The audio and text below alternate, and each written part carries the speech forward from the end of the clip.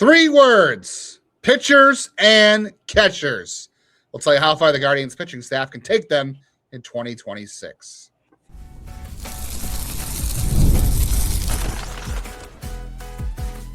You are Locked On Guardians, your daily podcast on the Cleveland Guardians.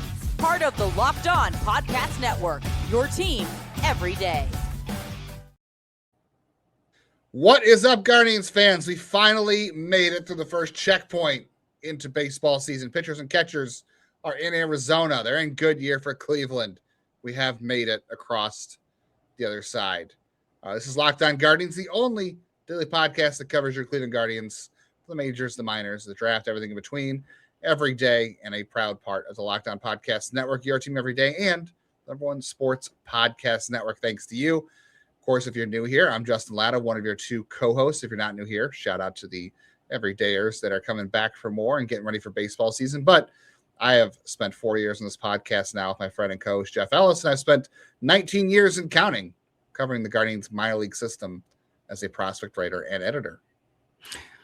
Thank you, Justin. As he said, I am Justin's friend, Jeff Ellis, and I'm here on the podcast as well. Before that, I was a national writer. Well, even during that time of friendship, I was a national writer at Scouting 24/7, focusing on prospects in the draft, as well as being the host of this podcast for 7 years now. I want to thank you for making today's episode your first listen today and every day, wherever it is you get podcasts, as well as a big shout out to all of our everydayers, all of our insiders, everyone who is checking us out every single day. We know there is not a ton of news, but there is always something happening. We always have some interesting takes. You're always going to, I hope, learn something on an episode of Locked On Guardians.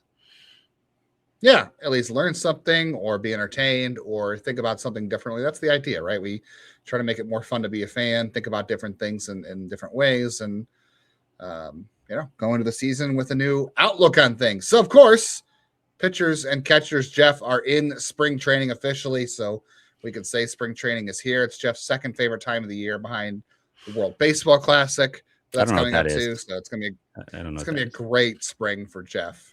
We have made it. So I think it's appropriate for us to talk about how far the Guardians rotation can take them this year. On today's show, we'll talk about who in the rotation is waiting in the wings for depth or possibly trades, and we'll get into whether or not the Guardians might add another future rotation option to the roster here in the coming week. Before we get into it all today, the episode is brought to you by FanDuel. The winter games are on, and there's no better way to follow them than FanDuel. FanDuel, play your game. I have been enjoying the Olympics, I will say. I've been watching quite a bit. Big in my household as well. I guess. Yeah, been a lot of fun. The first couple of days watching all the random stuff. I'm always amazed by all the athletes there. I'm just like, okay, I takes a whole different level to get there.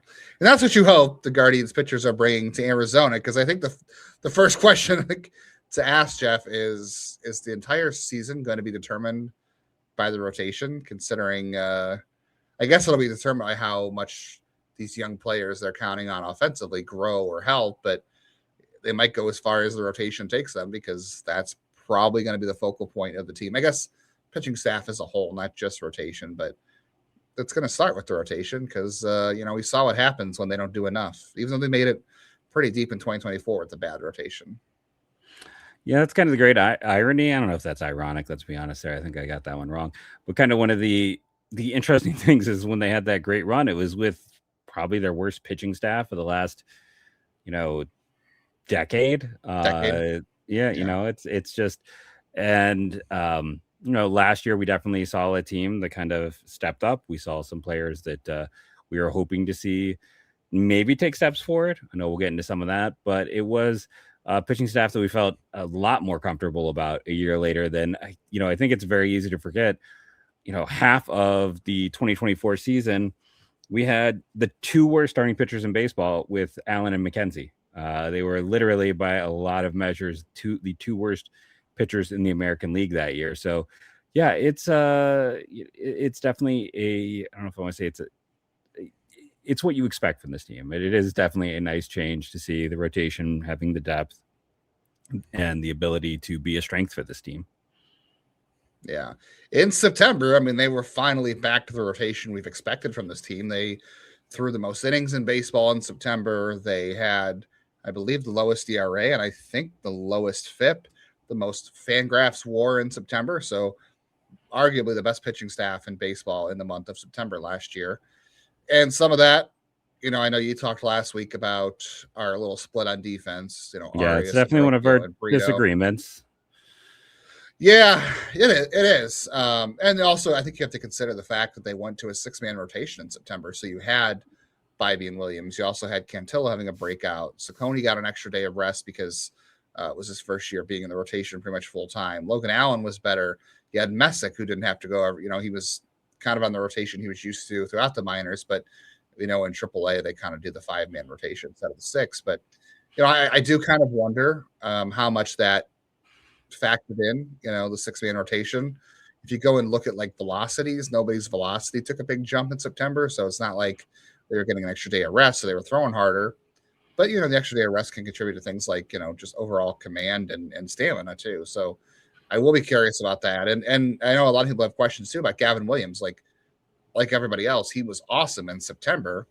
And the numbers back it up. Like, he was really good in September, had a very high strand rate. So the question is, like, is Gavin Williams going to finally take that into a full season like we've been expecting now? Or is he the guy from the first half who pretty much had a FIP, fielding independent pitching, over 4 and actually closer to 5, 487? And for those who may not know, FIP is fielding independent pitching. It is only consider strikeouts, walks, hit batters, and home runs. All of the things the pitcher can control.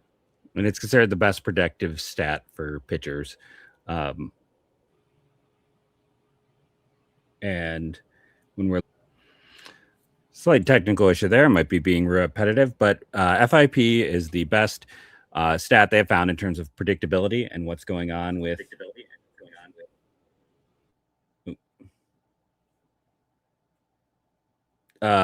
pitching overall. Sorry.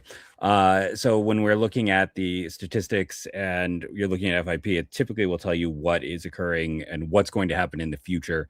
And that's what's a little bit of a concern. And I know Justin said that he had a little bit of a high strand rate. That was saying, that'd be like saying that Cheech and Chong got a little high in the 70s. 96% is about as high as I've ever seen in my entire life. Now, there was positive developments as well. There was him, missing more bats. There's other things going on. I know Justin can talk about, particularly in the month of September, but as awesome as he was, where, there were people saying, Cleveland fans, let's be honest, but Cleveland fans talking about, like, why didn't he get Cy Young votes? I understand that because he was really good, but I'm very curious to see how he's going to, I don't think he can maintain it, but I think he can be good. I think there can be a lot of positive growth with him. And I think he can be a very solid, like 2-3 type, but if he's going to be a 1, I'm curious to see like what's going to step up and change. Cause I gotta be honest, his 4-seamer is still not a good pitch. But, he is the one guy you look at as that potential ace, that potential front of the rotation. And he did go toe-to-toe in the postseason with Skubal, pitch for pitch, and was quite impressive. So hopefully we'll see some degree of that carry on. Yeah, I agree. I hope that is the case for him. The pitch mix is going to be a big differentiator. Like, he threw his curveball in September way more than he threw anything else. We were looking kind of up some stuff before the show, and like, his sinker is effective to righties, but it stinks against lefties. The cutter's great against lefties, but not righties. And the 4-seam, like you said, stinks against everybody else. So pitch mix and sequencing will be big for Gavin. The rotation as a whole was just really weird throughout the year, because remember how many games there seemed like last year that they were giving up first pitch home runs. Like, I happened to Gavin, Tanner multiple times. I think Luis Ortiz did. It was just, and Logan Allen, was just frustrating. So, that's another thing they have to work on with the sequencing with the catcher and the game calling. It's not just the pitchers and their pitches and the execution. It is execution, but it's also the sequencing, and that goes to game planning, and that goes to the catcher and the coaching staff and everybody being on the same page. I mean, parents, hopefully they're getting over that issue too, because I couldn't remember how frustrating that was in the first half. So we've got a few more questions in rotation. We have to talk about Tanner Bibee, Joey Cantillo, Slade Saccone, Logan Allen, the rest of the depth they're going to have, whether or not they can trade somebody, and whether or not they might add another pitcher who will give them depth down the road. That's all coming up on the rest of today's episode of Locked On Guardians.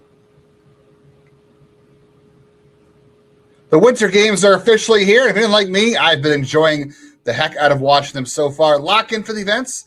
You only get to see the biggest on the stage every 4 years like this. Following the winter games on FanDuel, it makes sense. from medal counts to individual events.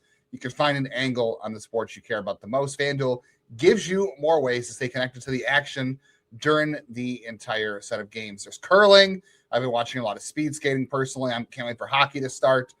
Skiing and snowboarding has been absolutely insane so far. So FanDuel has been keeping the Olympic experience engaging from start to finish. I just really enjoy how good these athletes are and how hard they train. So it's really fun to keep up with all this and kind of know what's going on, who's the favorite with FanDuel. Winter games are on. There's no better way to follow them than with FanDuel. FanDuel, play your game.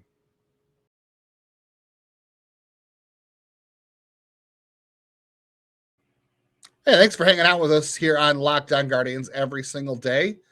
You know, we always say we love being part of the daily routine. Jeff and I love talking Guardians baseball. We love talking it with you guys. And glad you enjoy it and make it part of your day and your first listen today every day, wherever you get podcasts. If you are living with the Guardians every day and it's time to do that, as spring training starts, we'll start to get see some of the grainy cell phone video of pitchers and catchers throwing and PFP, all that fun stuff. But if you're into all that, you definitely want to take it up a level with the show. Join the Everydayer Club. Go ad free. You get the no interruption show. You also get access to the members only Discord that has Jeff and I in there. It's got all the lockdown hosts, all the baseball channels. You can also get all the football, basketball, whoever you want to go. There's a channel for everybody in the Discord too. And you can get that all for just $5 a month or $50 a year. Go to LockedOnGuardians.supercast.com to check the link in the show notes to learn more. So we talked a lot about, Gavin Williams already. Tanner Bibee is another one too, who had a great September. And I would say the basis for Tanner last year, getting better down the stretch, had more to do with simplifying things. It was less noise, less input, and maybe making things a little less confusing, trying to figure this out, trying to tinker with that. It was just more go out there and pitch, do what you do. He had a 238 FIP in September. He was fantastic as well. Is he going to have a 238 FIP all year? Probably not. I don't know if he's that good, but we'll see. I mean, I know he's working on some other new pitches too. Sequencing and pitch mix has been a big thing for him as well. I know he's coming into camp ready and raring to go. Eager to prove that the first couple months of last year that was so frustrating for him are behind him. I think he also learned a lot of things last year about when things don't go your way and trying to fight through that. That's going to be a big challenge for him. And I think that's something he grew in the last year, but he'll have to show that he can do it again this year. So I think a bounce back year would be big for him in that respect. Yeah, no, he's the player you and I both kind of, penciled in as the ace. And it was a rough year. There's no other way around it. It was a rough year. There was a lot of points where it just didn't seem like things are coming together. You're just kind of hoping that he's going to turn it around, come back this year, as you said, simplified approach, knowing exactly what he's going to use, his best pitches in the correct situations, and see a return to the Tanner that you and I both expect, which is like a solid 2-3 type overall, instead of the guy we saw last year who was all over. There's no other way around it. It was a struggle. I think even Tanner would say it was a struggle if you were talking to him. It was a year that, and the thing is, it'd be one thing if he had one good year and then that year, but we'd seen multiple good seasons. We know he can do it. Maybe put some extra pressure on himself with the new contract. You never know what it's going to be like for a player like him in that situation, but he has a history of success, and I'm confident he will get back to what we've seen with him in the past. And the guy I think I'm most excited about as far as the rotation is Joey Cantillo. And I want to temper those expectations a little bit too, because he does not have the history of health, right? He's got the shoulder issues. He's had the oblique. He's had a couple of the hamstring, all those different kind of things. But he's out of options this year.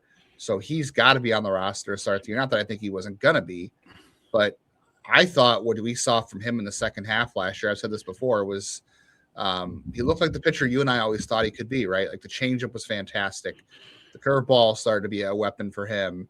Fastball is still not great, but he talked about this offseason trying to add velocity. Like we've seen him be up to 97 before in shorter stints. I don't know if he can carry that in a 5 or 6 inning outing, but if he can stay healthy and regularly hit 94 on the radar gun with his extension, that's going to play. I talked about it a couple episodes of my solo show too, and I said, I think I told you this. He didn't get a ton of chases outside the zone, right? He was not getting guys to chase last year, but he was getting a really high whiff rate.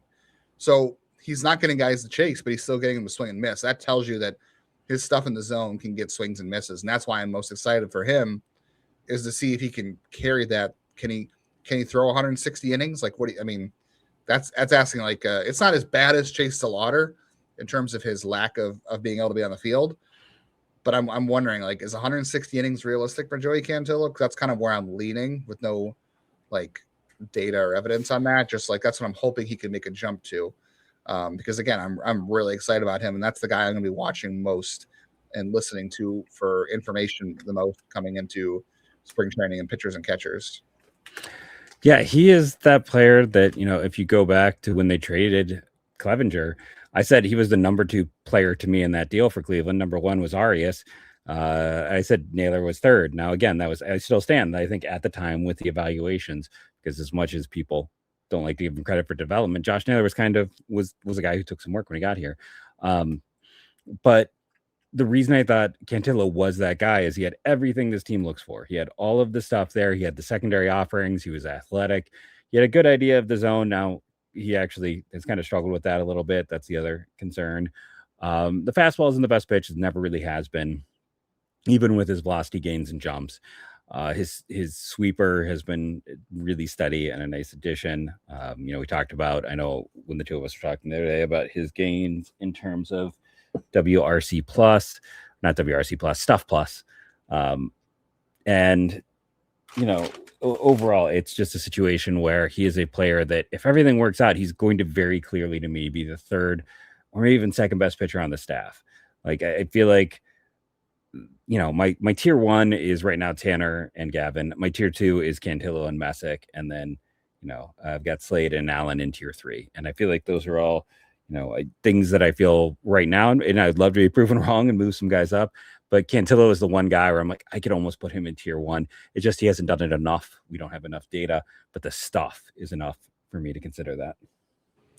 I have heard at least one pitching coach on the staff, I won't say which one, that Cantillo has the best stuff of any guy in the system, and that included Gavin, that included Tanner, that included Daniel Espino. Like, he legitimately said he's a guy in the Guardian staff now, and he had said that he thought Cantillo had the best stuff of any of them.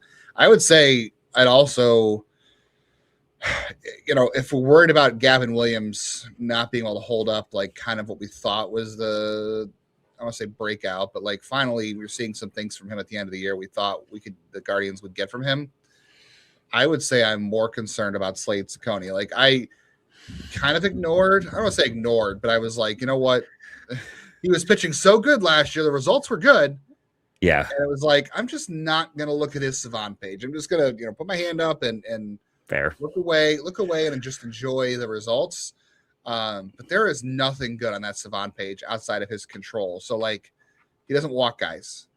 That I gotta say, I think I'm a little concerned about Logan Allen. We'll talk about the World Baseball Classic thing in the next segment, but I'm a little concerned about Ciccone. Now, I think having an off season to work on things with the organization, maybe that helps. But like, there's just a lot of underlying data from last year that makes me very concerned about Slade Ciccone.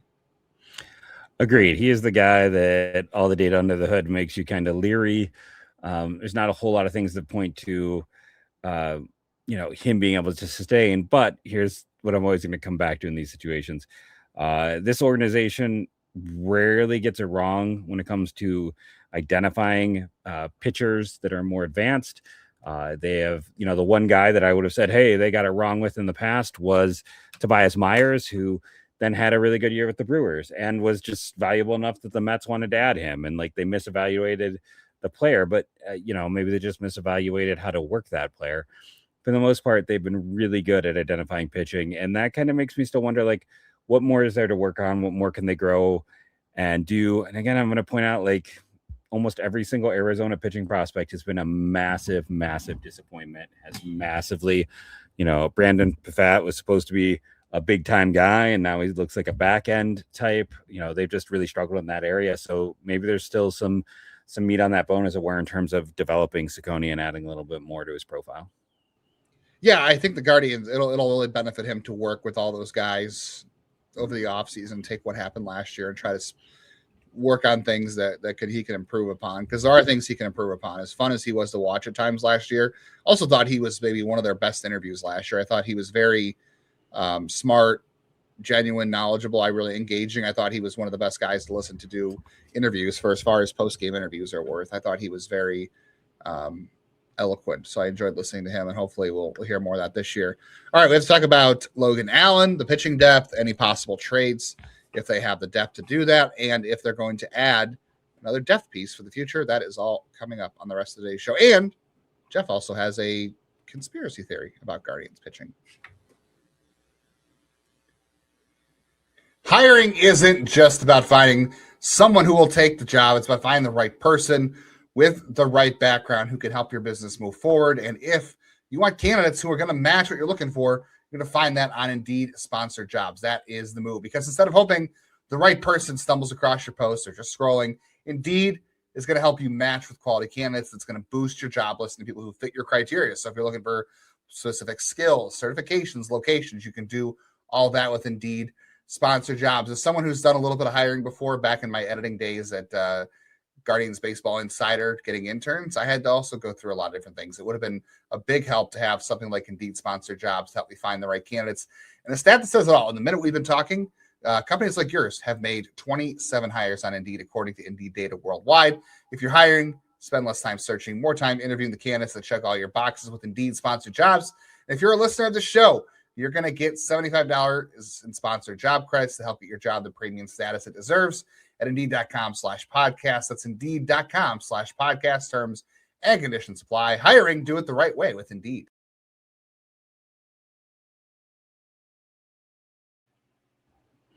Keep up to date with all things Guardians heading into spring training. Hit the bell on YouTube so you get notified of when our episodes go live.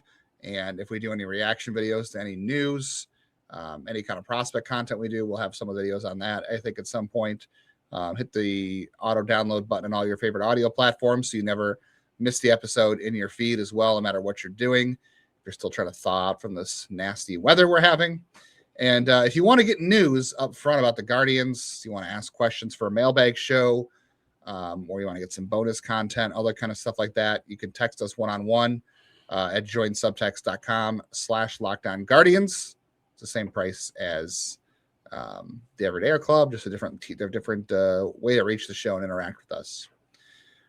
Here's a question for you we can bake into both of these, Jeff, is Logan Allen's pitching in the World Baseball Classic for Team Panama. Who throws more innings for the Guardians at the major league level this year, Logan Allen or Parker Messick? Well, now I got Panama in my head by Van Halen, but no, I'm not gonna put people through that. Did see them in violation of infringement because I was so good on that, right? Yeah. Did see them in concert once. That's one of the bands I've seen in concert. I think at the end of the day, you're going to see more innings from Messick than Allen, because I think Messick raises the floor and the ceiling. Like Logan Allen, there's some data points that show I think he's like a solid 5, but he's a borderline solid 5. Like, I don't think he is a player that you're expecting to ever be a 4 or a 3, which honestly, when they drafted him, I thought he had a chance to be a 3, but I thought he'd add a little more velocity. And I feel like at that time I was all about his God, now I'm blanking out. If I was thinking slider, but now, what gives him his superpower is that sweeper. And he has changed his mix. Last year, his pitch mix was different. He's worked through it, some different angles, some different velocities. I remember how, there's a whole article at Fangraphs about how he had, I think his slider was like a reverse slider. Like the inclination was so off on it that it was doing things opposite of what people were expecting, but he has now changed. So he's not even doing that with that anymore. So that might not have been intentional. So he's definitely a player who is making the most out of limited tools and traits. He's a good athlete. He is. His pitch mix isn't great though, because none of his pitches are stellar. He's got to really rely on that sweeper. And right now, I'll say this: the problem with relying on a sweeper is the sweeper has been a fantastic pitch across baseball. Everyone's throwing it. You're hearing about it more and more. But now hitters get more familiarity, and they're seeing it more, and they're more used to it, and they're training on it more. And it's get ready to hear all about kick changes. The kick change is going to replace the sweeper in terms of, and that's, I believe, what Sean Armstrong is working on right now. It's like, that is what we're already hearing is like the next pitch. That's what they're moving on from, because the amount of sweepers have taken over the game because it was such an effective pitch. And honestly, I'd love to see Logan Allen add kind of more of a sinker in, because we've been seeing a lot of things about just how effective sinkers are. It's a death on lefties, left on left. So, I'm curious to see what he does, what he adds. I feel like he's a very smart player who is always trying to make additions to make himself more effective.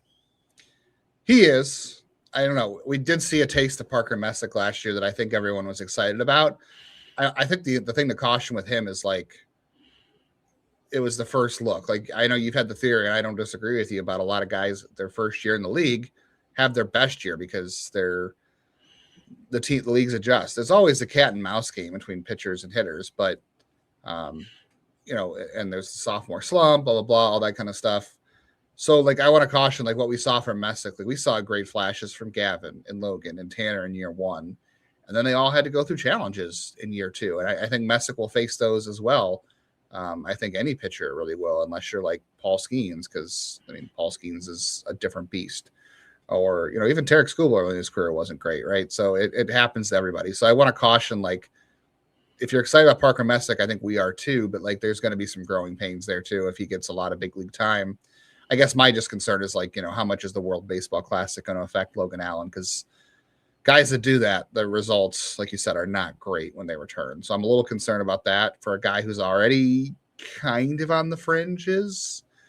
So we'll see how that affects him. But I'm excited to see Messick. I think he's another guy who's smart and will adjust. And,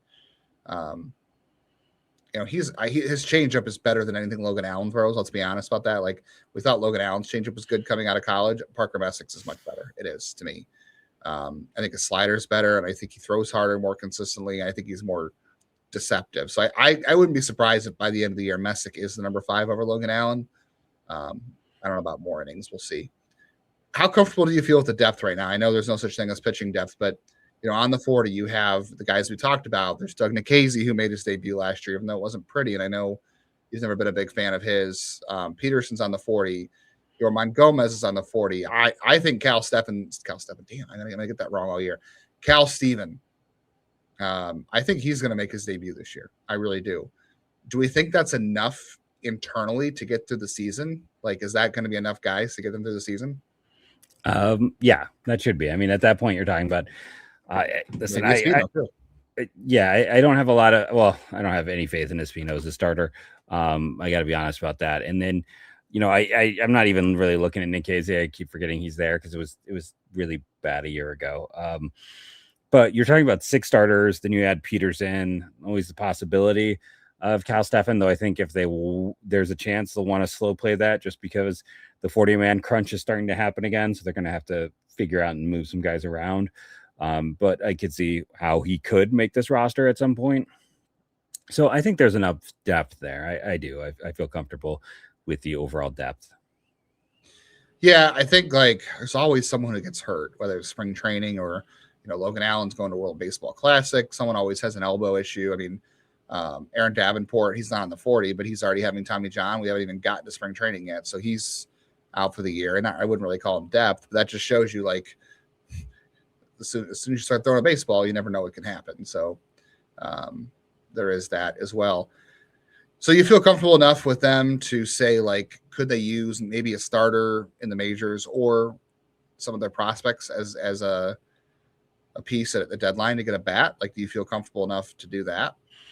Yeah, I do. I think that, it's always the hard balance. It's like if you're going to trade, more often than not, if a team's trading someone, it's because they're a team that doesn't have a hope of contending.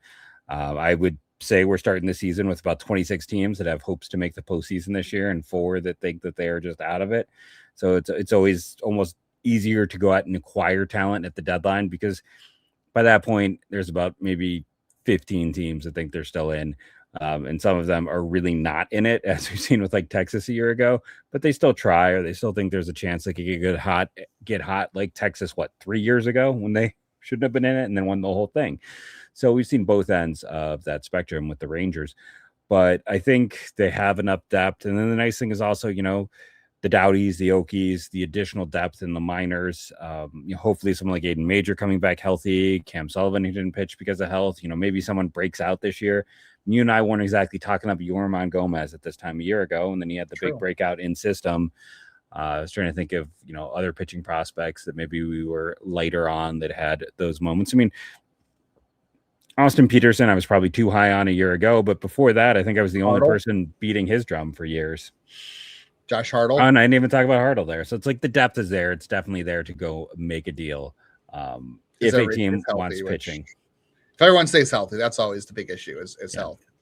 There's, we're always just one pitch away from a pitcher being out for the season. Speaking of pitchers who are out for the season, so Ben Lively is not going to pitch for the most part, I think, in 2026. He had Tommy John surgery. He had flexor tendon surgery. That was a 12 to 18 month recovery time. I think he had the surgery, I want to say, in May or June. So, even if he comes back and starts pitching again, like in July, I don't know if maybe that'll be enough time to come back. We'll see what happens. But I've heard that there's interest from both sides on Ben Lively coming back to Cleveland on a possible like rehab type deal where he gets 2 years. He's going to need this year to rehab and then it becomes an option for 2027. I don't think anything is official by any means, but I've heard there's at least interest between the two sides. So if you hear something this week about Ben Lively, just don't be surprised. We'll see if things get where they need to be for both sides of things, but I think it's possible at the very least. Yeah, it just makes too much sense for everyone, I think, in that situation. Yeah. Hopefully it ends up better than the John Means thing, which we had some people in the Insider like asking about John Means, and he tore his Achilles this offseason, I think, right before he was going to sign with the team, and now he's going to miss a whole other season. So I feel terrible for that guy. That guy he didn't have bad luck. He wouldn't have any luck. So his body just can't. He's chased a ladder. His body just can't hold up. Yeah, well, at least he made it to the majors and pitched. He was an all-star. So you know what? If Chase DeLauder has one all-star season, that would be a lot, right? I'll take it. What he's done so far. Jeff, I know you had a theory about Guardians pitching. Do you want to save it for another show? Do you want to try to knock it out real quick? Why don't we say that I have a crazy crackpot theory that discusses, maybe why teams don't want to trade with Cleveland when it comes to pitching, and I will tuck it in my back pocket because we're already at 32 minutes and say we'll keep that maybe for later this week. I'm sure we'll have some time in an episode, so keep listening. If you want to hear a theory that actually is my tinfoil hat conspiracy, but might actually not be a tinfoil hat conspiracy as well. It's a little bit crazy, but it also rings kind of true, I think. Yeah, after you texted to me, I was like, you know what? That we were talking about it off air, and I was like, yeah, that actually kind of makes sense. So, would not be shocked if that is the truth. Tomorrow's show, we've had a lot of insiders and other listeners ask us to talk about the rest of the AL Central and how the Guardians stack up against the rest of the division for 2026. So we'll talk about that on tomorrow's show. We'll also talk about the bullpen this week. We'll talk about the catching position, and then we'll get into Jeff's theories. We'll talk college baseball at some point. We'll do our prospect draft, MLB top 100 rankings for Lockdown. We've got lots of content to get you ready for spring training coming up. We are covered in content. Make sure you are tuning in daily. Thank you all for joining us, and go Guardians, go.